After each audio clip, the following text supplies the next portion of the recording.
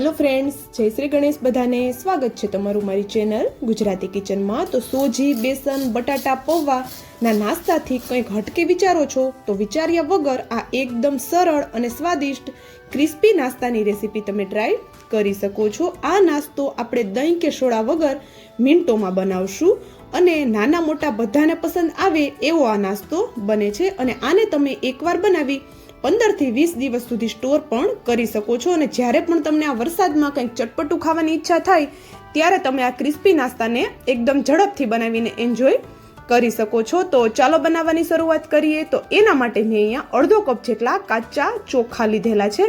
તો આપણા ઘરમાં જે પણ ચોખા અવેલેબલ હોય એનાથી તમે આ નાસ્તો બનાવી શકો છો. પણ જો આવા નાના જે ચોખા હોય છે, ખીચડિયા ચોખા, જો એ લેશું તો આપણો નાસ્તો એકદમ જલ્દીથી બની જશે.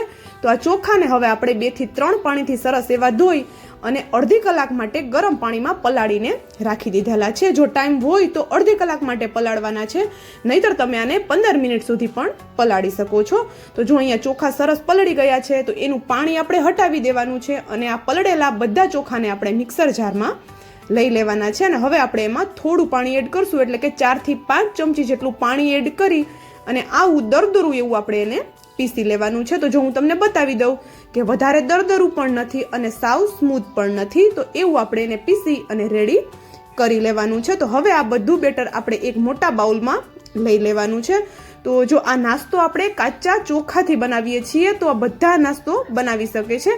પણ જો તમારી પાસે ચોખાનો લોટ ઘરે અવેલેબલ હોય તો તમે એના વડે પણ આ નાસ્તો બનાવી શકો છો. તો જો અહીંયા બધું બેટર એક બાઉલમાં આપણે લઈ લીધું છે અને હવે આપણે એમાં પાણી એડ કરવાનું છે. તો અહીંયા થોડું થોડું પાણી એડ કરી અને એકદમ સ્મૂથ એવું આપણે આનું એકદમ પાતળું એવું બેટર બનાવીને રેડી કરવાનું છે. તો જો અહીંયા હું થોડું થોડું પાણી એડ કરું છું અને તમે સ્પેચ્યુલાની મદદથી અથવા તો વિસ્કરની મદદથી આપણે આને એકદમ સરસ એવું ફેટી અને બિલકુલ ગાંઠા ન રહે એ રીતનું બેટર બનાવીને રેડી કરી લેવાનું છે. ને તો આ જે આપણે અત્યારે નાસ્તો બનાવીએ છીએ એનો ટેસ્ટ એકદમ અલગ આવે છે, ખાવાની ખૂબ મજા આવે છે. અને આ જે નાસ્તો આપણે બનાવીએ છીએ એમાંથી 2 in 1 આપણે ટેસ્ટ મળવાનો છે. જે આપણે સુરતનું ખીચું ખાતા હોય છે, જે ફેમસ છે સુરતનું ખીચું, એ ખીચાનો ટેસ્ટ પણ આપણે અત્યારે આ નાસ્તામાં આવવાનો છે અને કટલેટનો ટેસ્ટ પણ અત્યારે આપણે આ નાસ્તામાં આપને મળશે. તો તમે જોઈ શકો છો એકદમ પાતળું એવું આપણે બેટર બનાવીને રેડી કરેલું છે. ને આવું બેટર બનાવવા માટે મારે કેટલા પાણીની જરૂર પડેલી છે એ હું તમને આગળ વિડીયોમાં જણાવી દઈશ. તો જો અહીંયા હવે આપણે એમાં થોડા વેજીટેબલ્સ એડ કરીએ, એટલે કે એક મીડિયમ સાઇઝની ડુંગળીને મેં ઝીણી કટ કરીને એડ કરી દીધી, સાથે જ એક નાના ટમેટાને પણ એ જ રીતે ઝીણું કટ કરીને એડ કરી દીધેલું છે. 2 મીડિયમ સાઇઝના તીખા મરચાં એને પણ મેં અહીંયા ઝીણા કટ કરીને એડ કરેલા છે. થોડા મીઠા લીમડાના પાન એડ કરેલા છે. મીઠા લીમડાના પાનનો ટેસ્ટ આમાં ખૂબ જ સરસ આવે છે. જો અવેલેબલ હોય તો ચોક્કસથી એડ કરજો. અને થોડા આદુના ટુકડાને આપણે ઘસીને એડ કરી દીધેલો છે. અને અહીંયા એક નાની સાઈઝનું ગાજર, જેને મેં મોટા હોલવાળી ખમણીથી ખમણી લીધું છે.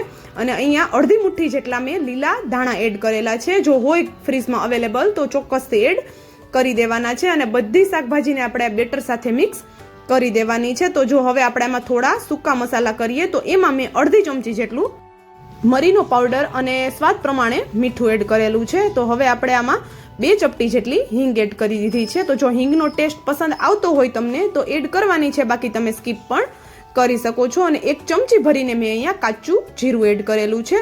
તો હવે આપણે આ બધું સરસ એવું મિક્સ કરી દેવાનું છે. અને જો અહીંયા થોડો કલર માટે હળદર એડ કરવી હોય તો આપણે કરી શકીએ છીએ, બાકી સ્કીપ પણ કરી શકાય છે. પણ અત્યારે મેં થોડી એડ કરી દીધેલી છે. તો આ નાસ્તો બનાવવો ખૂબ ઇઝી છે અને સાથે આનો એક ફાયદો એ પણ છે કે આપણે આને એકવાર બનાવી અને 15 દિવસ સુધી ફ્રીઝરમાં સ્ટોર કરીને પણ રાખી શકીએ છીએ. તો ચાલો હવે આપણું અહીંયા બેટર બનીને એકદમ રેડી થઈ ગયું છે. તો એક કોઈ મોટું વાસણ આપણે લઈ લેવાનું છે, જાડા તળિયાવાળું, અને એમાં આપણે 1 ચમચીથી અડધી ચમચી જેટલું તેલ લેવાનું છે. તેલ આપણે બિલકુલ વધારે નથી લેવાનું. અને આપણે જે આ બેટર બનાવ્યું છે એને એક વખત સરખું મિક્સ કરી અને એક જ સાથે બધું આપણે આ વાસણમાં એડ કરી દેવાનું છે. અને આપણે એને હવે સતત હલાવતા રહેવાનું છે, કારણ કે આપણે અહીંયા ચોખા લીધેલા છે તો એકદમ જલ્દીથી આપણું બેટર ઘટ થવા લાગશે. તો શરૂઆતમાં આપણે ગેસની ફ્લેમ હાઈ જ રાખવાની છે કે જ્યાં સુધી આપણું બેટર ઘટ ન થવા લાગે. તો જો તમે જોઈ શકતા હશો આપણું બેટર હવે ધીમે ધીમે હલકું એવું ઘટ થવા લાગ્યું છે. તો આ પ્રોસેસ થવામાં બિલકુલ વાર નથી લાગતી, એકદમ જલ્દીથી થઈને રેડી થઈ જાય છે. તો બસ 2 થી 3 મિનિટ જેવો સમય આપણે આ પ્રોસેસ કરવામાં લાગે છે, પણ આપણે એને વચ્ચે વચ્ચે છોડી અને બીજું કામ બિલકુલ નથી કરવાનું. બસ આને આપણે સતત હલાવતા રહીને એકદમ સરસ એવું લોટ જેવું જ્યાં સુધી ન થઈ જાય, એક આપણે ડો જેવું, ત્યાં સુધી આપણે તેને પાકવા દેવાનું છે. તો જો એકદમ જલ્દીથી આપણું બેટર ઘટ થઈ ગયું છે અને તમે જોઈ શકો છો હવે પેનને પણ આ બેટર છોડવા લાગ્યું છે. તો જો એકદમ સરસ એવું લોટ જેવું થઈને રેડી થઈ ગયું છે. તો હવે આપણે ગેસની ફ્લેમ બંધ કરી દેવાની છે અને બેટરને આપણે ઠંડુ થવા માટે રાખી દેવાનું છે. તો જો અહીંયા આપણે જોઈ શકો છો તમે, પેન એકદમ સરસ એવો આપણો આ બેટર છોડે છે. તો જો અહીંયા આપણે આને હવે સરસ એવું આખા પેનમાં ફેલાવી દઈએ અથવા તો કોઈ પ્લેટમાં કાઢી લેવાનું છે, જેથી કરીને એકદમ જલ્દીથી ઠંડુ થઈ જાય. તો ચાલો અહીંયા આપણું હવે આ એક પ્રોસેસ થઈને તો રેડી થઈ ગઈ છે. તો આપણા નાસ્તાને એકદમ ક્રિસ્પી બનાવવા માટે આપણે અહીંયા એક નાની વાટકી જેટલા મકાઈના પૌવા લીધા છે, જેનો આપણે ચેવડો બનાવતા હોઈએ છીએ. તો એ જ મકાઈના પૌવા આપણે અહીંયા લઈ લીધા છે. જો ઘરે અવેલેબલ હોય તો તમે મકાઈના પૌવા લઈ શકો છો, અથવા તો તમે ચોખાના પૌવા પણ લઈ શકો છો, અથવા તો બ્રેડ ક્રમ્સ પણ તમે લઈ શકો છો. જે અવેલેબલ હોય એ વસ્તુ અત્યારે આપણે લઈ લેવાની છે અને આપણે આને મિક્સર જારમાં લઈ અને આનો એકદમ દરદરો એવો પાવડર બનાવીને રેડી કરી લેવાનો છે. તો જો અહીંયા ચોખાનો પાવડર આપણે અહીંયા એકદમ દરદરો એવો બનાવીને રેડી કરી લીધેલો છે. આનાથી આપણો નાસ્તો ઉપરથી એકદમ ક્રિસ્પી બનશે અને અંદરથી ખાવામાં એકદમ સોફ્ટ બનશે. તો આ પ્રોસેસ કરવી ખૂબ જરૂરી છે, તો આપણે સ્કીપ બિલકુલ નથી કરવાની. તો જો હવે આપણે પૌવાના જે પાવડર છે એને એક પ્લેટમાં લઈ લીધેલો છે અને હવે આપણે આને સાઈડમાં રાખી દઈએ અને ત્યાં સુધીમાં આપણું હવે અહીંયા બેટર જે ચોખાવાળું આપણે બનાવ્યું હતું એ પણ એકદમ ઠંડુ થઈને રેડી થઈ ગયું છે, કે આપણે એને હાથ લગાવી શકીએ એટલું ઠંડુ એ થઈ ગયું છે. તો હાથમાં આપણે ઓઇલ લગાવી લેવાનું છે અને આપણે આને એક ટિક્કી જેવો શેપ આપવાનો છે. તો અત્યારે જે આપણે આ બેટર બનાવ્યું છે એનો ટેસ્ટ એકદમ જે સુરતનું ફેમસ ખીચું છે એના જેવો જ આવે છે. તો તમે આમ જ આની ઉપર થોડી લસણવાળી ચટણી અને થોડું સિંગ તેલ એડ કરી અને ખાઈ શકો છો. ખાવામાં ખૂબ ટેસ્ટી એવું આ લાગશે. અને જો આવી રીતે ટિક્કી બનાવવી હોય તો તમે ટિક્કી પણ બનાવી શકો છો. તો જો બિલકુલ હાથમાં વધારે નથી ચીપકતું, એકદમ સરસ એવો એનો ટિક્કીનો શેપ આવી ગયો છે. અને આપણે જે પૌવાનો પાવડર લીધો છે એમાં મેં થોડા ધાણા એડ કરેલા છે, તો એને મિક્સ કરી અને આવી રીતે ટિક્કી ઉપર આ પાવડર આપણે કોટ કરી લેવાનો છે અને એકદમ ઇઝીથી કોટ પણ થઈ જાય છે. તો જો હું તમને નજીકથી બતાવી દઉં કે એકદમ ઇઝીથી આ બધો સરસ એવું આપણું આખી ટિક્કી કોટ થઈ ગઈ છે. તો એને આપણે સાઈડમાં રાખતા જઈએ અને એવી જ રીતે બધી ટિક્કી આપણે બનાવીને રેડી કરી લેવાની છે. તો જો અહીંયા આપણી હવે બધી ટિક્કી બનીને રેડી થઈ ગયેલી છે. તો અડધો કપ પૌવામાંથી આપણો અહીંયા આટલો બધો નાસ્તો બનીને રેડી થઈ ગયો છે. અને જો તમારે આને સ્ટોર કરવી હોય તો આ સ્ટેજ ઉપર તમે આને ઝીપલોક બેગમાં અથવા તો કોઈ પણ એરટાઈટ ડબ્બામાં ભરી અને ફ્રીઝરમાં તમે આને સ્ટોર કરીને 15 થી 20 દિવસ સુધી આરામથી રાખી શકો છો. તો હવે આપણે આ નાસ્તાને ડીપ ફ્રાય બિલકુલ નથી કરવાના. તો એના માટે આપણે અહીંયા એક તવો લઈ લીધો છે અને તવામાં આપણે થોડું તેલ એડ કરેલું છે અને આ બધી ટિક્કી આપણે આમાં ગોઠવી દેવાની છે. તો અહીંયા ઓછી ટિક્કી છે એટલે એક બેચમાં બધી આવી જાય છે. જો તમે થોડી વધારે બનાવતા હોય તો એ પ્રમાણે તમારે અહીંયા ટિક્કીને ગોઠવી દેવાની છે. અને જો અહીંયા આપણે તેલ પણ ખૂબ ઓછું લીધેલું છે. તો જો તમારે આને ડીપ ફ્રાય કરવી હોય તો તમે આને ડીપ ફ્રાય પણ કરી શકો છો.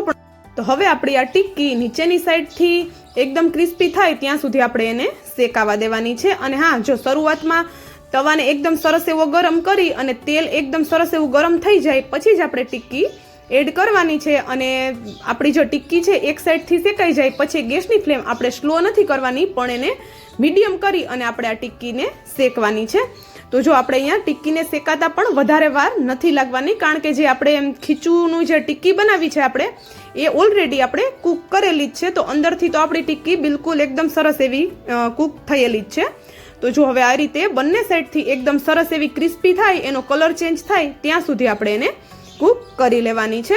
અને જો હા, અત્યાર સુધીનો વિડીયો તમને જોયા પછી થોડો પણ પસંદ આવ્યો હોય તો વિડીયોને એક લાઇક અને ચેનલ પર જો નવા હોય ને તો ચેનલને સબસ્ક્રાઇબ જરૂરથી કરી દેજો. અને મને કોમેન્ટ કરીને પણ જરૂરથી જણાવજો કે તમને મારો આ વિડીયો કેવો લાગ્યો. અને જો આપણે ટિક્કી છે એને બંને સાઈડથી સરસ એવી ક્રિસ્પી થઈ જાય ત્યાં સુધી શેકાવા દીધી છે. તો હવે આપણે ગેસની ફ્લેમ બંધ કરી દઈએ, કારણ કે આપણી જે ટિક્કી છે એકદમ સરસ એવી ક્રિસ્પી થઈ ગયેલી છે. તો હવે આપણે એને એક પ્લેટમાં સર્વ કરી લેવાની છે. અને તમે આને ગરમ ગરમ કેચઅપ સાથે કે પછી કોઈ પણ ચટણી સાથે ખાશો, ખાવામાં ખૂબ ટેસ્ટી એવી લાગે છે. અને સાથે જ ચા સાથે ખાવામાં પણ આ ટિક્કી ખૂબ સરસ લાગે છે. તો આ વરસાદની સિઝનમાં કંઈક ચટપટું તીખું ખાવાની ઈચ્છા થાય ત્યારે તમે આ ટિક્કી બનાવીને એન્જોય કરી શકો છો. અને એકવાર બનાવી અને જો ફ્રીઝરમાં સ્ટોર કરેલી હશે તો આ વરસાદમાં ખાવાની ખૂબ મજા પડી જશે, કારણ કે ખૂબ ઓછા સમયમાં આ શેકાઈને રેડી થઈ જાય છે. તો જો અહીંયા આપણી હવે ટિક્કી બનીને તો એકદમ રેડી હવે થઈ જ ગઈ છે. And thank you for watching.